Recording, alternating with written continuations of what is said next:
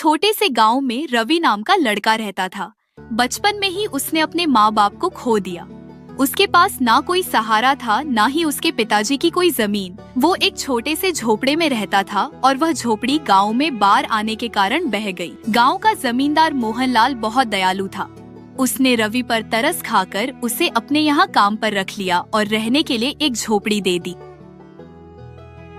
धीरे धीरे समय बीतता गया। अब रवि बड़ा हो चुका था और आज भी वह जमींदार के यहाँ काम करता था। जमींदार भी उस पर बहुत भरोसा करता था। एक दिन रवि मोहनलाल से कहता है, आपको मेरी उम्र भी लग जाए, आपके सिवा मेरा है ही कौन। आपने मेरे लिए बहुत कुछ किया है। माँ बाप तो बचपन में ही चले गए। बचपन से लेकर अब तक आपने ही मुझे संभाला है। आपका उपकार तो मैं कभी नहीं चुका सकता। उपकार की बातें छोड़ो, बताओ शादी करोगे लड़की? मैं ही देखूं या तुमने कोई देख रखी है? नहीं सेठ जी, मेरी नजर में कोई लड़की नहीं है। आपको जैसा ठीक लगे आप वही कर। ये मुझे आप पर पूरा भरोसा है। आप मेरे लिए किसी भगवान से कम नहीं हो। आप जो निर्णय लेंगे वही उचित होगा और मेरे भले के लिए ही होगा। अब आप ही मेरे पिता समान हैं। अच्छा भाई ठीक है, मेरी नजर में तुम्हारे लिए एक बहुत अच्छी लड़की है। और हाँ, तुम शादी के खर्चे की चिंता मत करना, वह जिम्मेदारी मेरी हुई। पिता का दर्जा दिया है तो मेरी बात भी माननी पड़ेगी। मालिक जैसा आपको ठीक लगे। तभी ये बातें सेठ का बेटा सुन लेता है और रवि के जाने के बाद आकर बोलता है, आपको क्या जरूरत है? रवि की शादी का खर्च उठाने की ये मत भूलिए कि वह हमारा नौकर है। नौकर से इतना लगाव ठीक नहीं है, ऐसे तो वह सिर पर चढ़ जाएगा। आज आप उसकी शादी के लिए पैसा दे रहे हैं तो उसे आदत लग जाएगी। बचपन से आज तक वह हमारे ही पैसों पर पलता आया है और अब आप उसकी शादी भी करवा रहे हैं। आपने क्या उसका ठेका ले रखा है? जबान संभल के बात करो, वो मेरा नौकर नहीं, मेरे बेटे की तरह है। ये मेरी संपत्ति है, मैं जो चाहे वो करूंगा। और तुम मुझे ये मत सिखाओ कि मुझे क्या करना चाहिए और क्या नहीं। ये मत भूलो कि मैं तुम्हारा बाप हूँ। पिताजी, आप अभी ठीक नहीं कर रहे हैं। मैं आपका बेटा हूँ, वो फटीचर रवि नहीं। आप मेरी तुलना उसके साथ कर रहे हैं। मेरे सामने उसकी क्या औकात है। आप उसकी भोली शक्ल पर मत जाएं। सारे गरीब लोग ऐसे ही होते हैं। एक दिन आपको पता चल जाएगा कि अपना कौन है और पराया कौन। अपने और पराई की बात तो तुम करो ही मत। मुझे अच्छे से पता है कौन अपना है और कौन पराया। पहले जब मैं बहुत बीमार था तब कहाँ गया था तुम्हारा अपनापन। तब रवि ने मेरी कितनी सेवा की, दिन रात मेरी सेवा में लगा रहा। आज मैं जिंदा हूं तो सिर्फ उसकी वजह से। तुमने तो मेरी एक बार भी खबर नहीं ली। तुम अपने नशे में दूध कमी पड़े रहते थे। क्या मैं झूठ बोल रहा हूं? बोलो। और यहां आकर अपने पराये का भाषण दे रहे हो। चले जाओ यहां से। लगता है उसने आप पर कोई जादू टोना कर दिया है, इसलिए आप अपने बेटे को नौकर की तरफदारी कर रहे हो। और आपकी उम्र भी तो हो चली है। आपकी उम्र में आदमी थक जाता है। अभी काम करो, सारा हिसाब किताब मुझे दे दो, नहीं तो आप इसी तरह से सब पैसे लुटा दोगे और मेरे पास कुछ भी नहीं बचेगा। जब तक मैं जिंदा हूं तब तक तुम्हारे हाथ कुछ नहीं आने वाला। तुम्हारे हाथ में हिसाब किताब देकर मुझे अपना नाम नहीं खराब करना है। मैंने पैसे बहुत मेहनत से कमाए हैं। समाज में मेरी बहुत इज्जत है और तुम सब इज्जत मिट्टी में मिलाना चाहते हो। और अगर तुम्हें हिसाब किताब चाहिए तो उस लायक बनकर आओ, फिर बात करेंगे। काश तुम्हारी जगह भगवान ने मुझे रवि जैसा बेटा दिया होता। किशन वहाँ से गुस्से से चला जाता है। इस फटीचर रवि का कुछ करना पड़ेगा। ये 2 टके का नौकर मेरी जगह लेने की कोशिश कर रहा है। उसकी तो छोड़ो, जब अपना ही सिक्का खोटा निकले तो भला क्या करें। मेरा बाप होकर मेरी जगह उस मनहूस की तरफदारी कर रहा है। ये अपमान मैं कभी नहीं भूलूंगा। वक्त आने पर दोनों को सबक सिखाऊंगा। मोहनलाल रवि की शादी करवा देते हैं। रवि की जिंदगी और बेहतर हो जाती है। सचमुच कुसुम, तुम्हारे आने से मेरी जिंदगी पूरी तरह से बदल गई है। अब तक मैं अपने सारे काम खुद ही किया करता था। खाना पकाना, कपड़े धोना, अब सब तुम संभाल लेती हो। और तुम्हारे आने की वजह से मेरा अकेलापन भी दूर हो गया है। माँ बाप तो बचपन में ही गुजर गए और फिर मालिक ने ही मुझे सहारा दिया। उन्होंने मेरे लिए बहुत कुछ किया है। उनका उपकार मैं कभी नहीं चुका पाऊंगा। आज तुम मुझे मिली हो तो सिर्फ उनकी वजह से। मालिक मेरे लिए किसी भगवान से कम नहीं। ये बात तुम भी हमेशा याद रखना। मालिक के मान सम्मान में कभी कोई कमी मत रखना। जी बिल्कुल, आप बिल्कुल सही कह रहे हैं। मोहनलाल चाचा दिल के बहुत अच्छे आदमी हैं। ऐसे ही कुछ दिन बीत जाते हैं। एक दिन किशन मोहनलाल से कहता है, सुनिए पिताजी, मुझे 10,000 चाहिए। इतने सारे पैसे किस लिए चाहिए?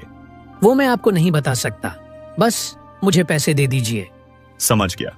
अपने नशे की लत और जुआ खेलने के लिए तुम्हें पैसे चाहिए, क्योंकि अब तक तुम यही करते आए हो।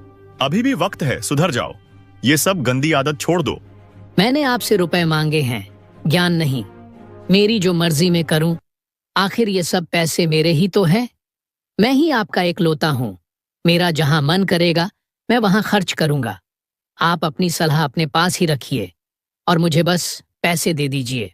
बदतमीज, अपने पिता से कैसे बात करते हैं, तुम्हें इसकी भी तमीज नहीं रही। तुम दिन ब दिन बदतमीज होते जा रहे हो। अगर किसी अच्छे काम के लिए मांगते तो मैं तुम्हें पैसे दे भी देता, लेकिन अब मैं फूटी कोड़ी भी नहीं दूंगा।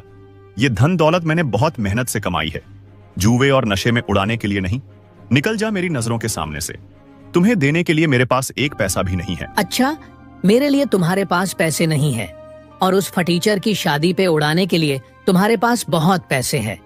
ये आप बिल्कुल भी ठीक नहीं ना कर रहे। एक बार और सोच लीजिए, नहीं तो अच्छा नहीं होगा। बदतमीज अपने बाप को धमकी देता है। और कौन से पैसे? तुमने आज तक कभी फूटी कोड़ी नहीं कमाए। बचपन से लेके आज तक मैंने तुम्हें किसी बात की कोई कमी नहीं होने दी। बहुत लाड प्यार से तुम्हें पाला।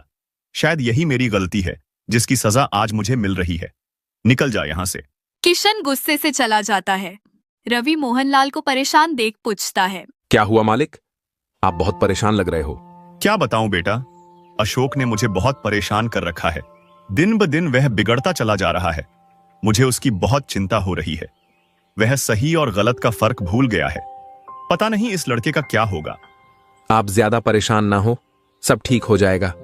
आप छोटे मालिक से प्यार से बात करके उन्हें समझा दीजिए, वो समझ जाएंगे। वो दिल के बुरे नहीं हैं। नहीं रवि बेटा, तुम नहीं जानते। अब बात हाथ से निकल चुकी है। वो है बातों से मानने वाला नहीं है। उसके लिए मुझे कोई कठोर कदम उठाना पड़ेगा। इधर किशन बहुत गुस्से में होता है और सोचता है, मैं भी देखता हूँ मुझे पैसे कैसे नहीं मिलते। मुझे किसी भी हालत में पैसे चाहिए।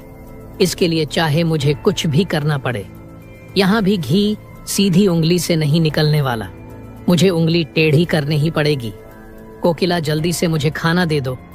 मुझे देर हो रही है। खेत में जाना है, बहुत काम पड़ा है। कोकिला किशन को खाना देती है। किशन खाना खाने के बाद खेत में काम करने के लिए चला जाता है।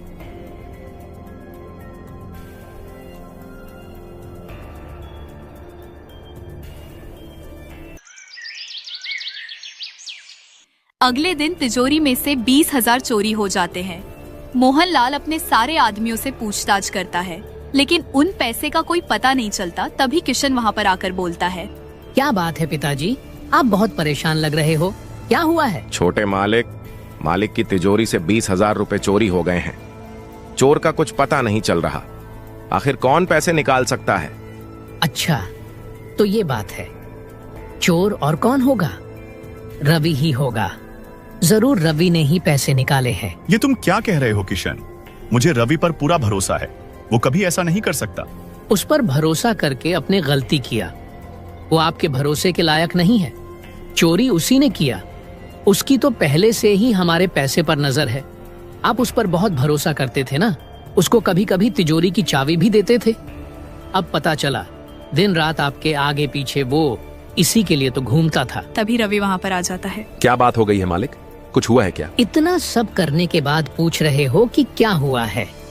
चोरी की है तुमने, और ऊपर से हिम्मत तो देखो, उसी मुंह उठाकर चला आया। तुम्हें शर्म नहीं आती? जिस थाली में खाते हो उसमें छेद करते हो। मालिक, ये छोटे मालिक क्या कह रहे हैं? मेरे तो कुछ समझ में नहीं आ रहा। चोरी और मैं, राम राम राम। मैं तो सपने में भी ऐसा नहीं सोच सकता मालिक। ज्यादा भोले मत बनो। चोरी तुम ही ने की है। सच सच बताओ, वो पैसे कहाँ हैं? वरना लात मारकर तुम्हें यहाँ से निकाल दूंगा।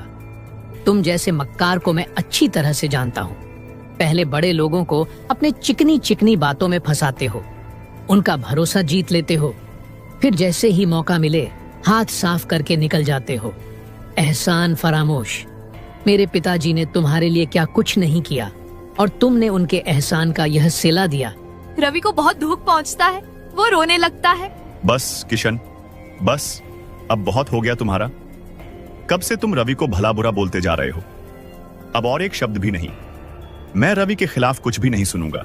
मुझे रवि पर तुमसे भी ज्यादा भरोसा है कि रवि ऐसी हरकत कभी नहीं कर सकता। रवि भले ही गरीब है, लेकिन उसकी नीयत, उसकी ईमानदारी और उसकी अच्छाई में वह तुमसे कहीं गुना ज्यादा अमीर है। उसकी बराबरी तुम दूर दूर तक नहीं कर सकते। तुम्हें उसे कुछ भी बोलने का कोई अधिकार नहीं। आप एक मामूली नौकर के लिए अपने बेटे का अपमान कर रहे हो। ये रवि एक नंबर का धोखेबाज है और चोर है। इसने ही चोरी की है।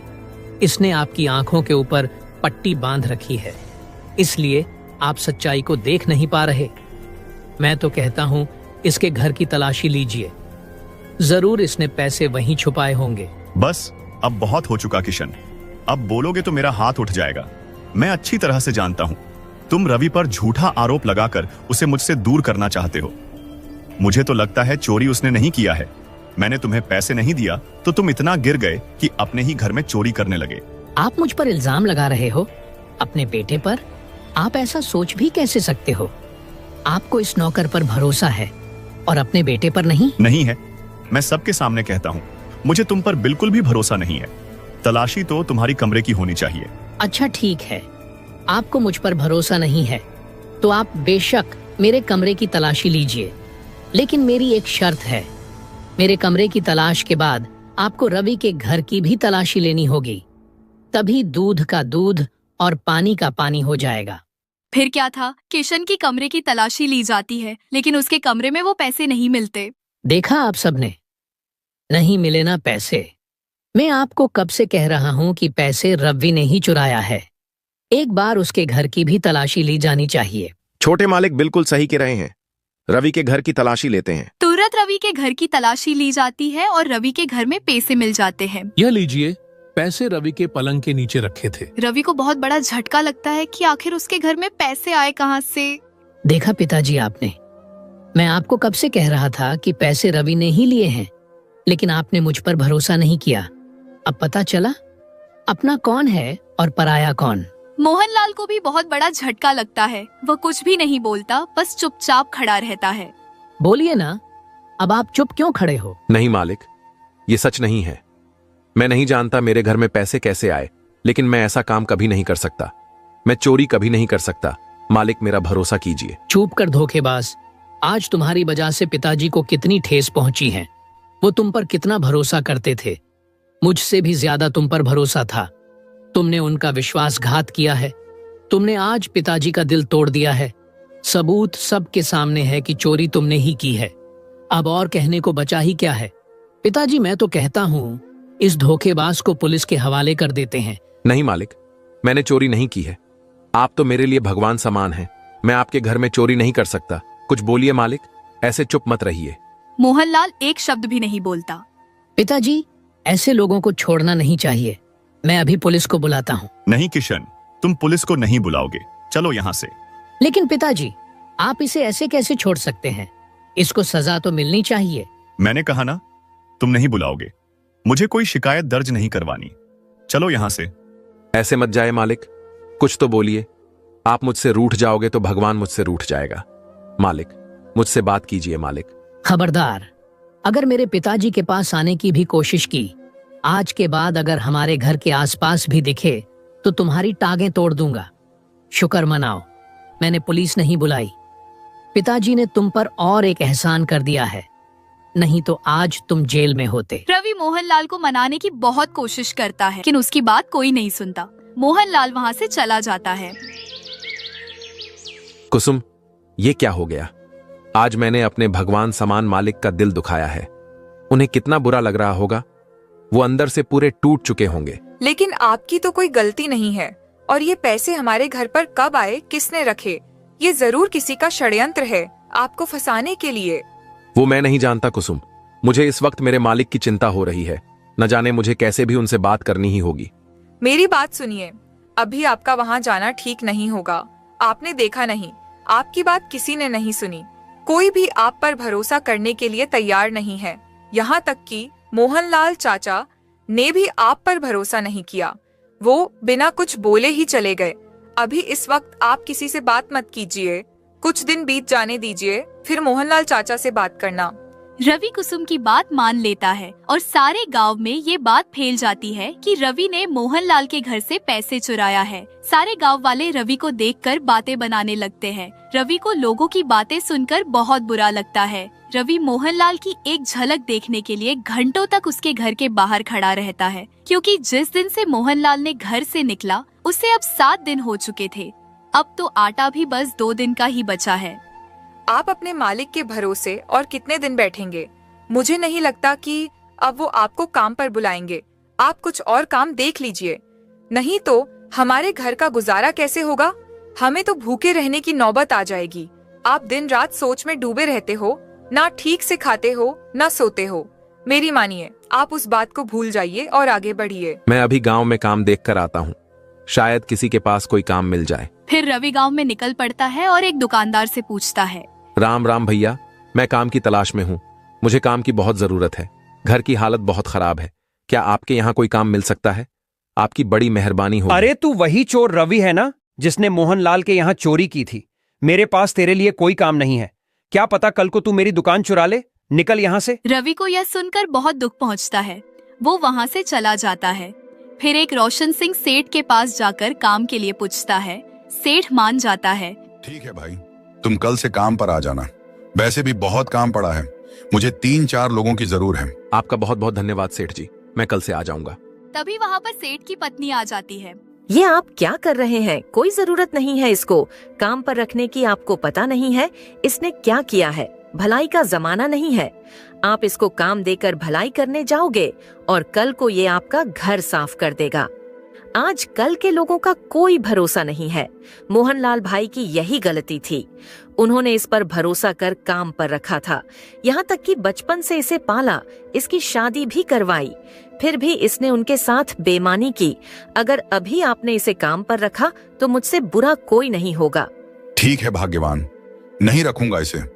रवि तुम जाओ भाई, तुम्हारी वजह से मेरे घर में झगड़ा नहीं चाहता। मैं काम पर नहीं रख सकता, तुम कहीं और जाकर काम देख लो। रवि निराश होकर वहाँ से चला जाता है और एक पेड़ के नीचे जाकर बैठ जाता है। तभी मोहनलाल उससे किसी से बात करते हुए दिखता है। रवि मोहनलाल को देख बहुत खुश हो जाता है और उन्हें आवाज लगाता है, लेकिन मोहनलाल उससे अनदेखा कर वहाँ से चला जाता है। रवि को बहुत बुरा लगता है। वह निराश हो जाता है और घर चला जाता है।